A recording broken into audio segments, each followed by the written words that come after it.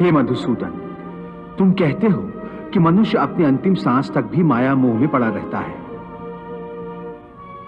तो इसी कारण जन्म के चक्र में फंस जाता है।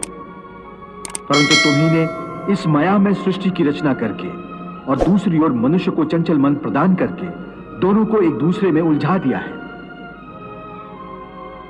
पग पग पर मनुष्य के बहकने के लिए अनगिनत आकर्षण पैदा किए हैं। मनुष्य इसके जाल में उलझा रहता है। और क्षमा करना, तुम्हें जाल बिछाकर किसी शिकारी या बहेलिए की भांति जाल में फंसे मनुष्य के हाथ पैर मारने, उसके छटपटाने का तमाशा देखते रहते हो।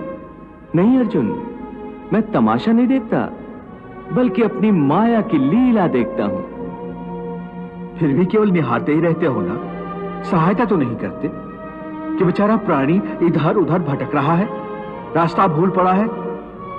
तुम्हारे मन में बेचारे मनुष्य की सहायता करने का विचार तभी नहीं आता कि आगे बढ़कर उसका हाथ थाम लूं, उससे सच्चा रास्ता दिखाऊं।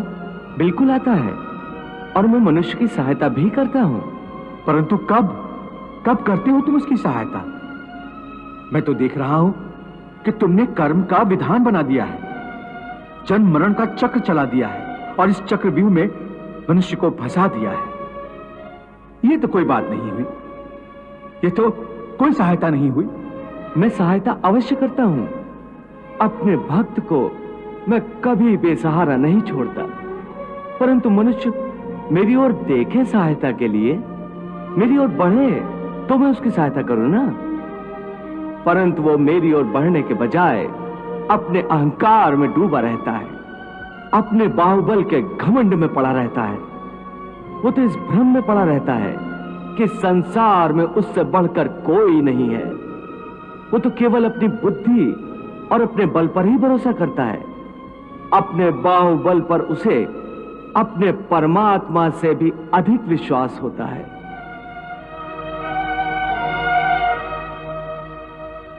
अपने रास्ते से भटके हुए मनुष्य की सहायता के लिए आखिर तुम उससे क्या चाहते हो?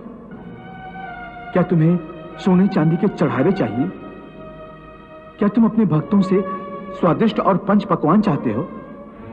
मैं मनुष्य से एक श्रद्धा के अतिरिक्त कुछ नहीं चाहता, कुछ नहीं मांगता। वो मेरे प्रति बड़े बड़े चढ़ावे न चढ़ाए।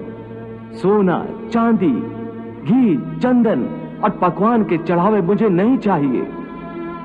श्रद्धा और भक्ति भाव से एक फल, एक फूल, फूल की एक पत्ती, जल का एक कतरा या चावल का आधा दाना ही सही, मैं उसको भी भक्त की श्रद्धा से कहीं अधिक श्रद्धा से स्वीकार कर लेता हूं।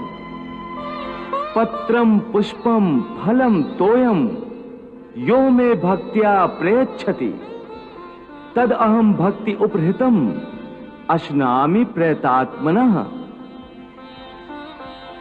अरे इतना भी ना हो सके तो श्रद्धा या भक्ति का एक आंसू ही सही, मैं उसे भी कबूल कर लेता हूं।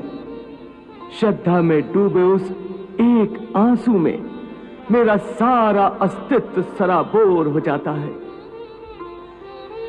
भक्ति अथवा पश्चाताप का ये आंसू चाहे लाखों पाप करने के बाद अंतिम क्षण में क्यों न बहाया गया हो, मैं उस अनुपम भेंट को भी स्वीकार कर लेता हूं और मनुष्य के सारे पापों को उस आंसू से धोकर उसे नवजात शिशु की तरह निष्पाप कर देता हूं, उसका कल्याण करता हूं, उसे मुक्ति देता हूं।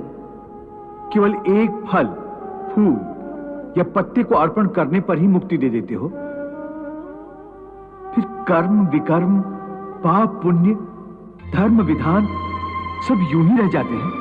ये धर्म, ये विधान और उसके सारे सिद्धांत तो चंद्रमा और अनगिनत तारों की भांति होते हैं, जो अधर्म और अज्ञान के अंधकार में झिलमिलाते रहते हैं।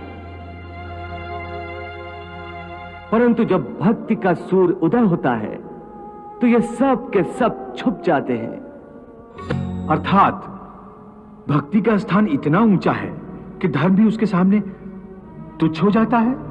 हां, परंतु आसक्ति से रहित भक्ति, जिसके लिए किसी पंडित प्रवचन, किसी पूजा सामग्री की कोई आवश्यकता नहीं। हां, केवल एक शर्त है। वो शर्त क्या है मधुसूदन?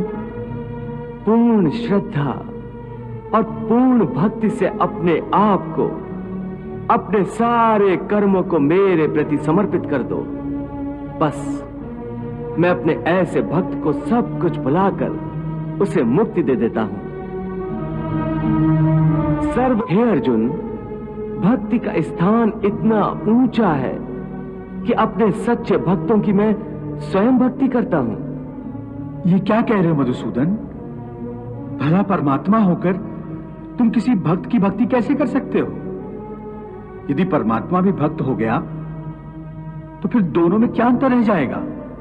यही अंतर तो मिटाना चाहता हूं मैं।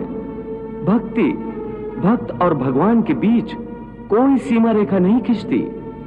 भक्ति तो भगवान और भक्त के बीच एक पवित्र रिश्ता है। जैसे प्रेम किसी प्रेमिका और उसके प्रेमी को एक बंधन में बांधकर एक कर देता है, उसी प्रकार भक्त के द्वारा भक्त अपने भगवान में तथा भगवान अपने भक्त में समा जाते हैं।